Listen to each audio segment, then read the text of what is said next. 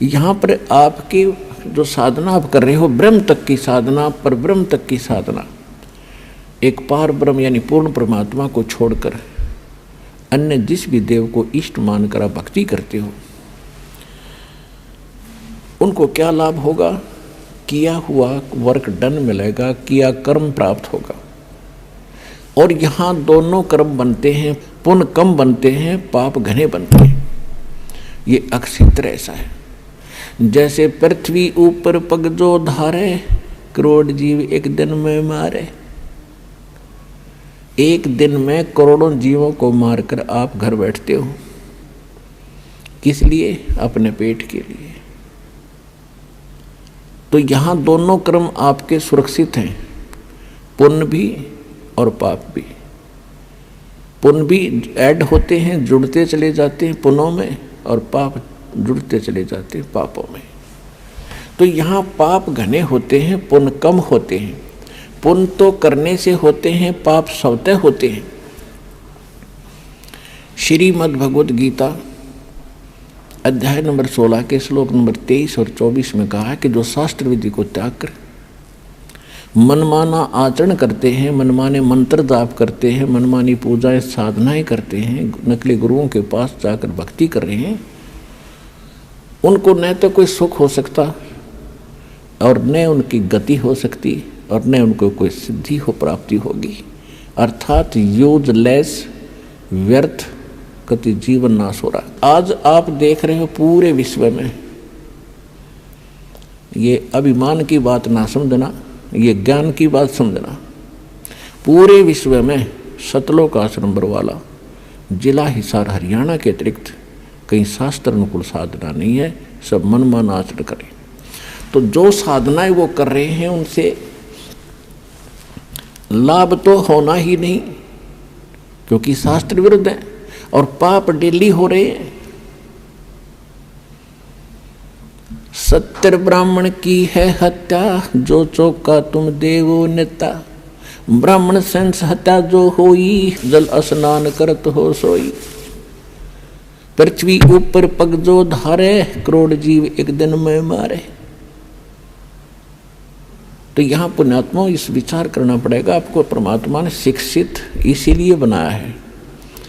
शिक्षा हम पढ़ रहे हैं, ग्रहण कर रहे हैं, एक रोजी रोटी का उद्देश्य लेकर हम सभी अपने बच्चों बेटा बेटियों को पढ़ा रहे हैं कि शिक्षा ग्रहण करें और आगे नौकरियां प्राप्त करें, उनकी रोजी रोटी ठीक चले।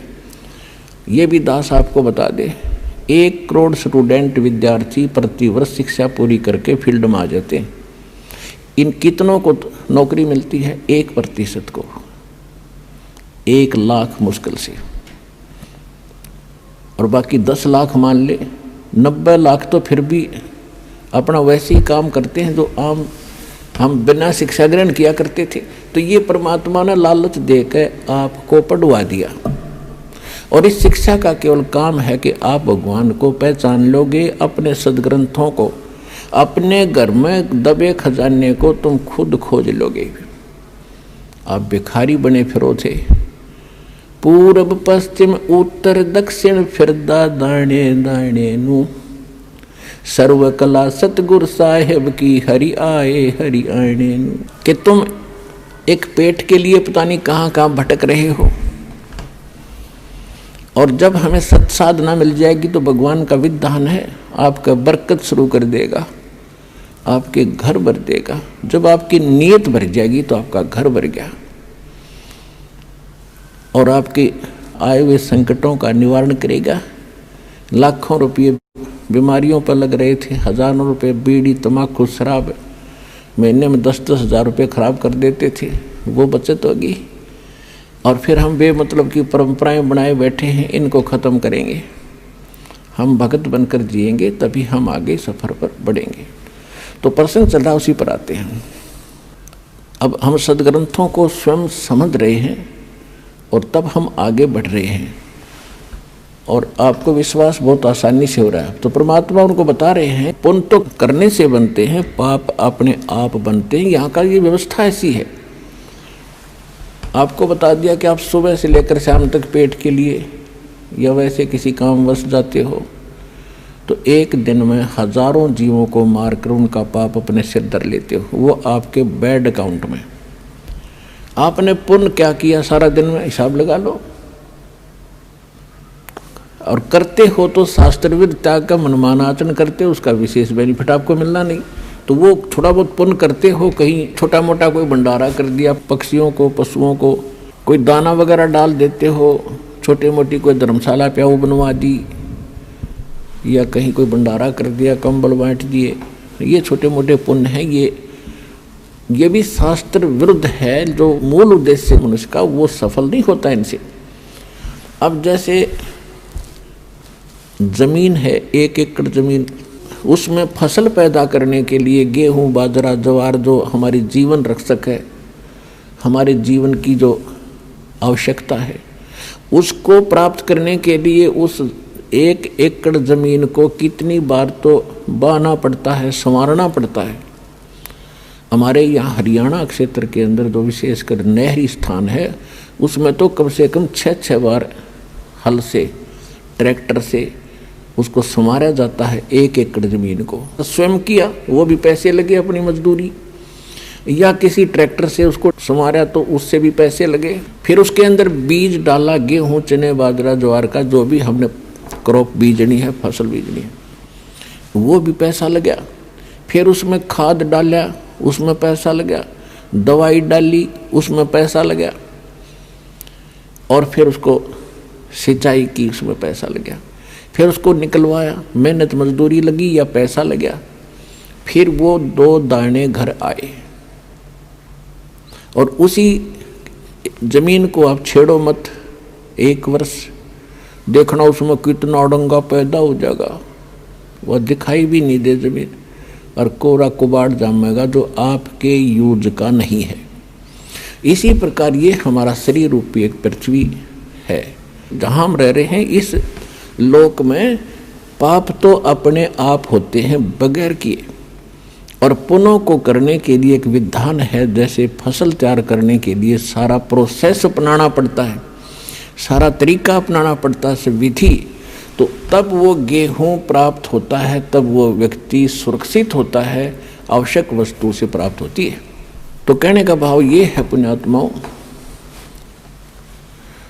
तो परमात्मा ने कहा, तुम कौन राम का जब ते जापम, तात कटे न ये तीनों तापम। तुम किस राम का भजन करते हो जिस कारण से आपकी साधना से, आपके द्वारा बताए गए इस मंत्रों से आपके अनुयायियों को लाभ नहीं हो रहा। आप उन भगवानों की भक्ति कर रहे हो जो आपकी किस्मत में लिखे हुए उन पापों का वो नाश नहीं कर सकते। और वेद बताते हैं परमात्मा घोर पाप भी नाश कर दे। तो इससे सिद्ध है आपको वो परमात्मा मिला नहीं है जिसकी तरफ वेद संकेत करते हैं। इति सिद्ध। वो परमात्मा कौन है? यजुर्वेद अध्याय नंबर 5 के और श्लोक नंबर 32 में कहा है, उसी कसी माने वो पूर्ण शांतिदायक है। गीता अध्याय नंबर 18 के श्लोक नंबर 62 में गीता ज्ञानदाता कहता है कि अर्जुन तू सर्वभाव से उस परमेश्वर की शरण में जा, उसकी कृपा से तू परम शांति को और सनातन परम धाम को यानी शाश्वत स्थान को, अविनाशी स्थान को, सत्यलोक को प्राप्त होगा, परम शांति को प्राप्त होगा। अब वेद क्या बताते हैं? यजुर्वेद अध्याय नंबर 5 श्लोक नंबर 32 में कहा है, उसी कसी यानी जो पूर्ण शांतिदायक है। कबीर असी, वो कबीर है, वो कबीर परमात्मा है। वेदों में उसको कबीर देव कहते हैं, हम उसको कबीर साहब कहते हैं, और कुरान शरीफ में उसको अल्लाहु अकबर कहा है। वो कबीर असी बमभारी असी, वो कबीर परमात्मा है जो बमभारी माने बंधनों का, अरी माने शत्रु, जो बंधनों का शत्रु है। अंगारी ऐसी जो पाप नाशक है, पापों का शत्रु। अग माने पाप, अरि माने शत्रु, जो पापों का शत्रु है, जो पाप नाशक है। और बम्भारी जो कर्म बंधनों, जो हमारे, क्योंकि हम संस्कार से यहाँ फंसे हैं, हमारे संस्कार यहाँ पर हैं, तभी हम उन संस्कारों से जन्म मृत्यु में लगे हुए हैं।